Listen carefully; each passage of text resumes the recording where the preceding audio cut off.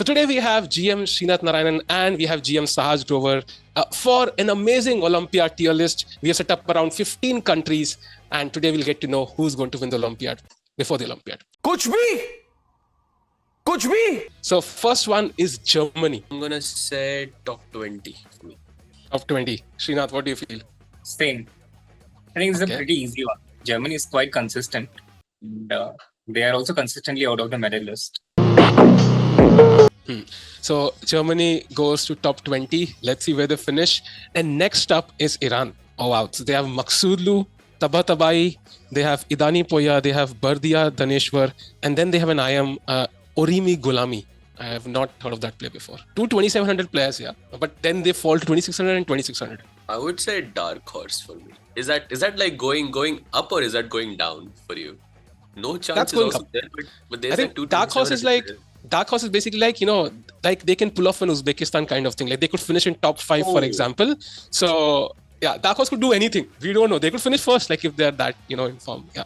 As much as I like because Idani is a good friend of mine, as much as I like him, you know, I'm gonna go and say I don't think there is a chance here. Yeah. So you would put him in, put the country in? No chance for a medal, I would say. No chance. See, what do you feel? I'd put them as a dark horse. They are the reigning Asian Games champions. And they're led by Parham on the first board, usually, who is literally, a player who could beat anyone in the world or also have a disastrous tournament. Yeah. He's very hot and cold. And in general, they do have a pretty young team, with the exception of Idani, who is somewhat mid-experienced. So they exactly have that kind of young and unpredictable team, which would be a dark horse. Yeah, you know, as somebody who's lost to 9-year-old kids as well, I'm going to break the tie in some cases. Yeah, so I will go with dark horse. I think they can pull off, big upsets, as you said. I think Param almost, he was running for the candidates as well, so he's pretty strong. And next up, we have Azerbaijan. So this is a very strong team, but they are missing Rajabov this time. So they have Mamediyarov, they have Mamedov Rov, they have Nijat Abbasov, who we have talked a lot about during the candidates. Then we have Edin Suleimanli, and they have Mohammad Muradli. 127, 2 2650 players, and 2 2600 players. See, what do you feel? I would put them as no chance. A bit of a controversial thing to say because Azerbaijan is usually one of the strongest teams out there, or at least they have a collection of very strong individuals. But it's just that in the history of team events and Olympiad, they've generally not gelled well together as a team. And Rajabov is actually the non-playing captain, so they are missing someone strong who is not playing in the team. And compared to the Azerbaijan teams in general, who usually have at least a couple of players about 2,700, this team looks a bit weaker than usual for Azerbaijan standards. भाई क्या लगता है साज भाई इसमें क्या होगा? I think I will. बोल दो gold favorites. बोल दो भाई gold favorites है मुझे पता है. कोई बोले. I would say dark horse as well. I mean, I think if you are saying Iran is a dark horse, then I think Azerbaijan should also be. You know, Saj bhai, I'm totally with you on this one, but because I know your opinion is not 100% objective on this one, I'm going to go with Shri. Chat will understand. If you have seen the Olympiad, Shri, you'll understand what I mean. So I'll go with Srinath here and put it in no chance. I feel like you didn't even have to ask this question, you know. You just had to say Azerbaijan, acha, isko to seedha no chance pe rakh dete. Moving on. And next up, we have Armenia, and they did pretty well last time. So, Shri, what do you feel about this time? I think all the 4 players are like 2,600, 2,650. What do you feel? How will they perform this time? I do feel kind of people will not take them lightly this time. Absolutely. And in general, we never take Armenia lightly in any case. I think they are kind of a model of, team spirit over rating. And Armenia has always been this way. They have they've never been the rating favorites. They've never had a team with 4 2700s. But they have always somehow found a way to get to the podium. So I'm actually going to put them on surely a medal. We can only have 3 countries in the top 2 tiers overall. So that means you cannot have, Then I would put them in the dark horse. Dark horse. Okay, I completely agree with like this them being a dark horse because I think I think they can finish at really high, but I think they're very unpredictable at the same time. Oh, next up we have China. I think that's a very, very strong team. Ding Liren playing, and he's not even the strongest player in the team right now. Somehow, with Ding's performance in this last while, I would put them in top 20 probably. I don't think they're contenders for me. I feel that China has a really strong and solid team, and they are going to be in general quite challenging to defeat. But I think their challenge will also be to beat a number of other super solid teams. So Olympiad is like an open where you do need to get those wins going. You need a lot of wins. But yeah, I'm just putting them up there and surely a medal. China can't be a dark horse, I think, because they are, they're expected to do well. For me, I don't think they're dark horses because it's a pretty stable. They have a world champion on their team, but they can't be dark horse. But I think top 3 is not. I think that's putting them way too high. But they are third seed. They are the third seed, Saj. I know, but I don't think that matters much, to be honest, in this field. So for me, they would be top 20 because I think I'm not saying they will finish 20th, but I think top 10 is probably more realistic. But top 3 is, I think, I don't see that happening. I would stick to surely a medal, but this is actually something where chat would be a great tiebreaker. True. So chat, you're looking at this in the future. So please time travel and let us know right now. So which is the option? Okay, getting some information. Okay, so they are saying एक बार Sahaj bhai की सुन लेते हैं. So let's go with top 20. And next up we have France. So France is lacking Firouzja. They don't have their top bet, and MVL leads the team along with Etienne Bacrot. We have Fressinet, we have Maxime Lagarde, and we have Macandrea Morisi. I hope the pronunciation is correct. So 12700 to 32600 and 12650. So what's your prediction there, Shri? I think top 20. So with the French team, MVL is one of the top players out there. Despite his rating decline, I think he's still amongst capable of playing with the very best. But Etienne Bacrot and Laurent Fressinet, they are excellent players, very solid, but not quite at the top of the world. And they're also not, active professional players anymore, from what I know. They're more into coaching and streaming and content creation and these kind of things. So I think top 20 is a reasonable prediction. I think I would agree completely with that. I think top 20 scene sounds very fair to me. Yeah, perfect. That is amazing. And next up, we have Hungary, the country Sahaj is living in right now. So Sahaj, I'll let you go first. If you can be unbiased here, so where do you think Hungary will end up? Because we have in Hungary, Richard Rapport coming back. He's a 2700 player and to be honest, can defeat anyone. Peter Leko, by the way. I'm very, very interested to see how well he plays. Then we have Saran Sugirov, we have Benjamin Kledura, and then we have Ferenc Berkes. So Sahaj, maybe you can go first. What do you think?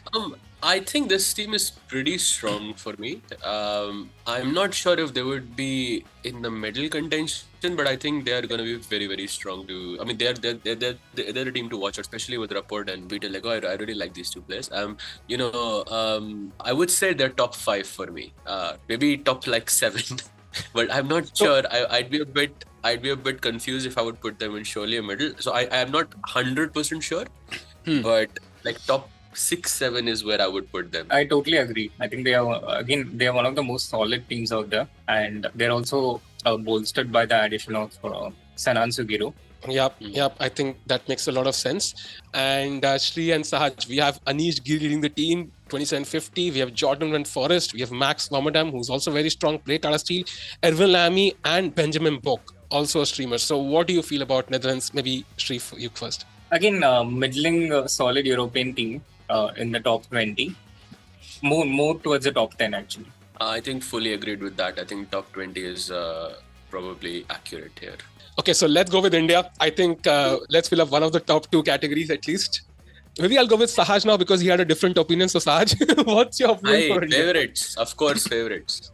I was saying no chance because of content, bro. But I think favorites, 100%. I think Sahaj is taking you have a team of superstars here. There is no chance. No one has a chance.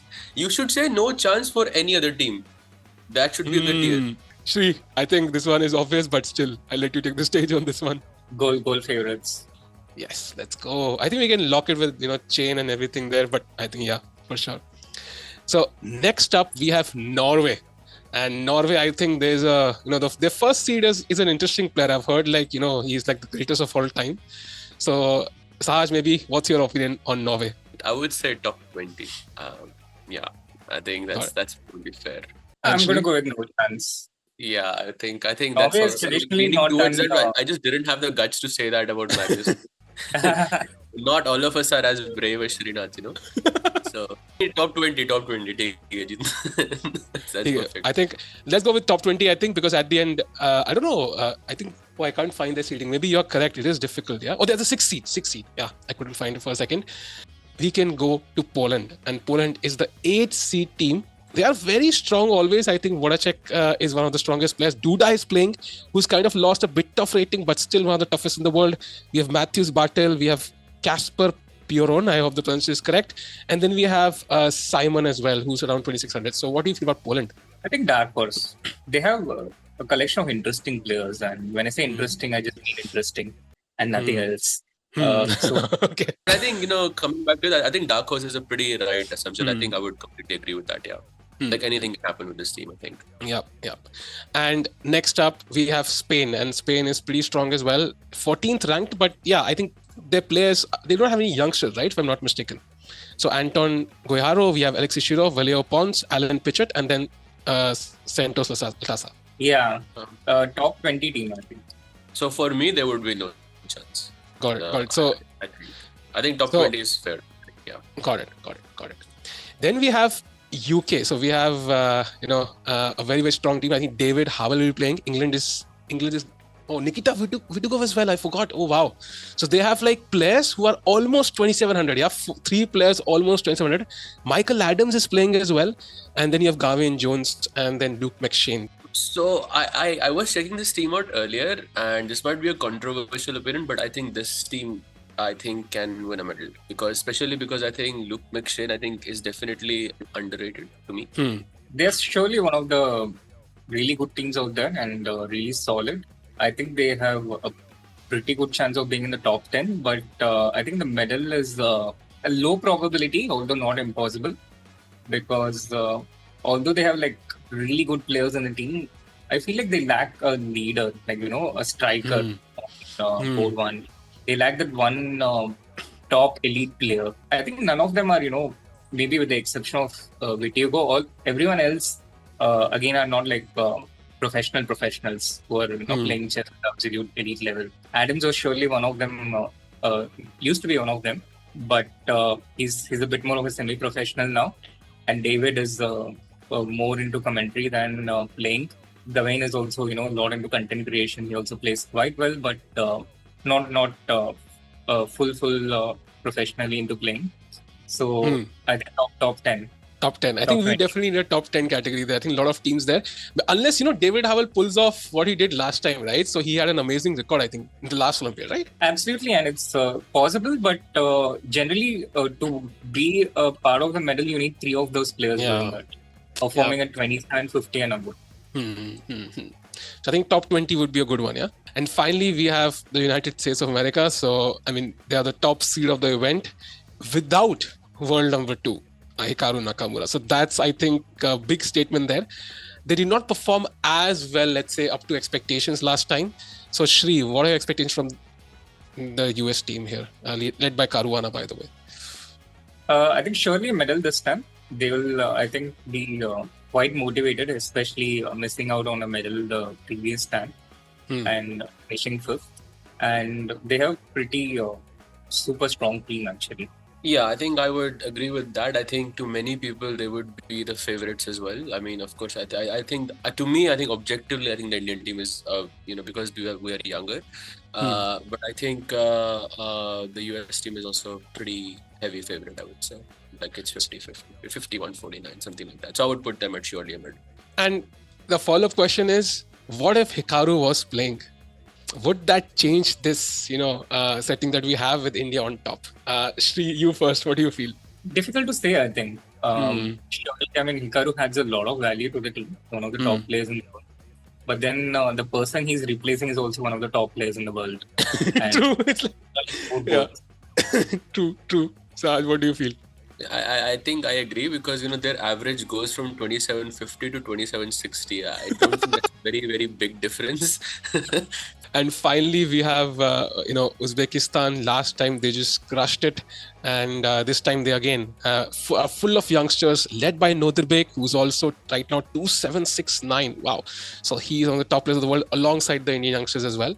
So where would you place them, Saj?